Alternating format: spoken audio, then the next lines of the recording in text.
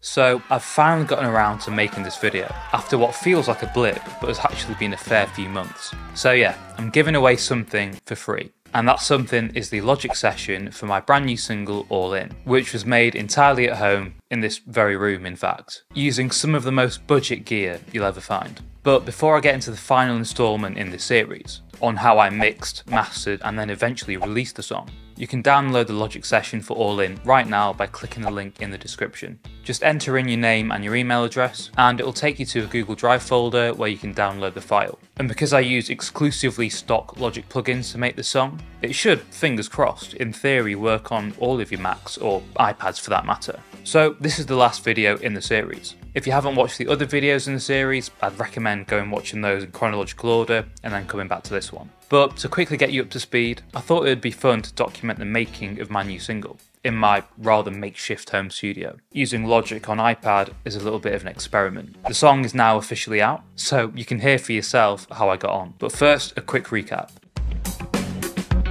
So, every musician's favourite topic. What gear did you use? Well, the gear I used to record All In was very, very minimal, starting with the guitar. Now, I challenged myself to only use one guitar for the whole song. So yeah, every guitar part on the new single was recorded on that trusty guitar.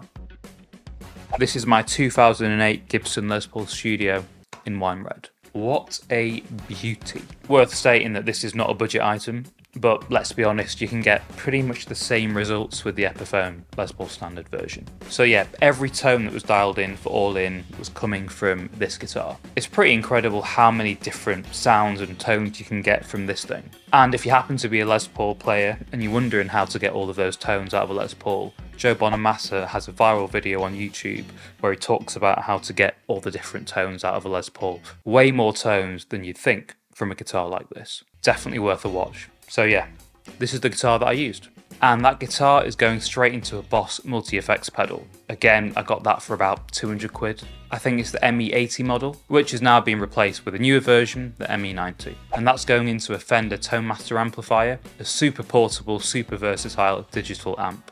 Now, in terms of the recording gear itself, super budget. I have a Focusrite 2i2 audio interface, a pair of Audio-Technica ATH M50Xs to monitor my recordings with, and I actually use these to mix the song as well, but more on that later. And for vocals, I use my Rode NT2A large diaphragm condenser mic. Again, a very inexpensive condenser microphone. The drums I programmed in Logic, using Logic's built-in step sequencer, and the bass guitar was a direct input straight into the audio interface. And yes, I produced the song exclusively with Logic stock plugins, and that was everything that I used.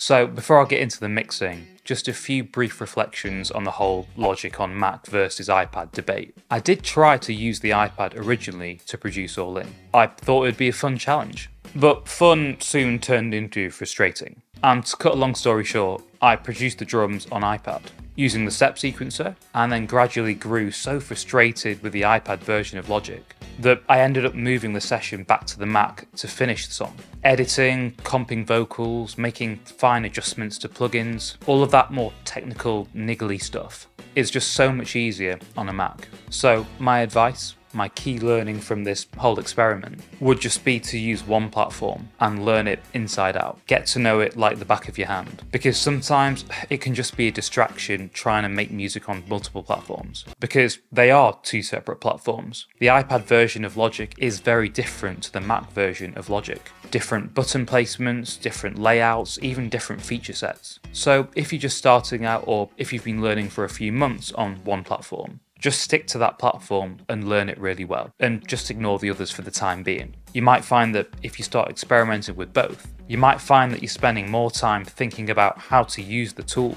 rather than thinking about the actual song itself.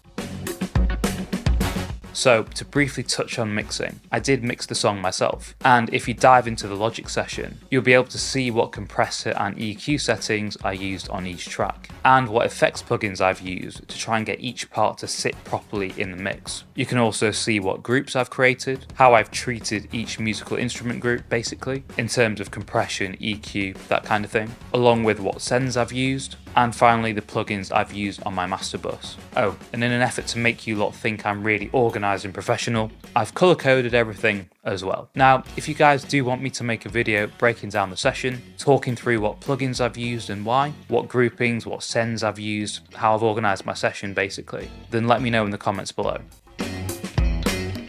Now, mastering as an independent musician in 2024 seems to be a topic that a lot of people are divided on. The idea that you must pay a professional good money to properly master your song because AI mastering platforms like LANDR and Waves Online Mastering just aren't good enough is just not the case anymore. Now, maybe 5 years ago, that was the truth. But in 2024, they're pretty damn good. Maybe not as good as the top mastering professionals out there, the ones that master the biggest artists in the world. But they're most likely a lot better than the guy working at the demo studio around the corner telling you that he's a mastering professional. A few years ago, I actually paid a guy working at a demo studio in Manchester to master a couple of songs for me. I can't remember exactly what the name of the place was, but I remember asking him to master Park Lane and Soapbox, you know, those initial batch of tunes on my Spotify. And when he sent them back, I was genuinely shocked at how bad they sounded, like they were properly pumping. Just so overcompressed and not listenable. And I was thinking, at least with AI mastering platforms, you actually have the option to select how much compression you want, or how much brightness and high end you want adding in the mastering process. For example, if you're really happy with your mix, you can just go for the light mastering option, which essentially just brings the mix up to the right level volume-wise, i.e. the EQ is really subtle and there are no major corrections if you don't want them. I use Waves Online Mastering service to master All In, which I have to say I do really like. I've only used it to master All In, and I think I used LANDR to master the other ones on my Spotify.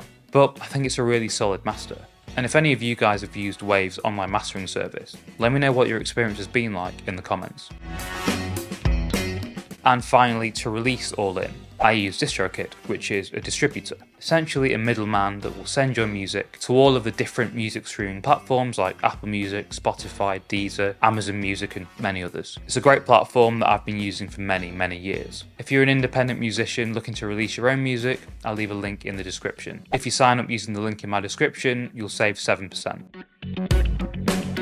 And finally, yes, I have an announcement to make, albeit a fairly small one. The link to download the Logic session for All In is in the description. If you click on the link, it will take you to a landing page where you can type in your email and it will open a Google Drive folder for you where you can download the session. And that will automatically add you to my email list for my brand new free monthly newsletter. I know, it's been a long time coming, but I actually have people genuinely interested now. Essentially, the plan for this monthly newsletter is just to share what I think is worth sharing, basically. Everything from home studio gear that I think is worth buying, to new and up-and-coming artists that I think are worth listening to, as well as any nifty home studio tips and tricks that I think are worth sharing with you all. So if that sounds good to you, click the link in the description, enter your email. Should take you all of 10 seconds. So there you have it. My new single All In is out on all streaming platforms. It would mean the world to me if you could take a listen and let me know what you think in the comments below. And if you do want me to make some more videos breaking down the Logic session, then let me know in the comments as well. And if you haven't yet watched the other installments in this series, then I'll leave a link to the playlist at some point near the end of the video. I do hope you enjoyed this making of series, and more importantly, I hope it's made you feel somewhat inspired to make music at home, or at least try. Just think, we live in a world now where Grammy award-winning records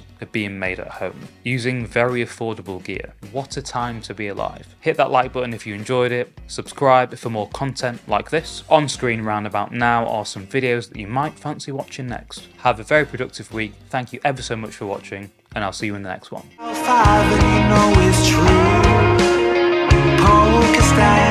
I've gone all in for this round.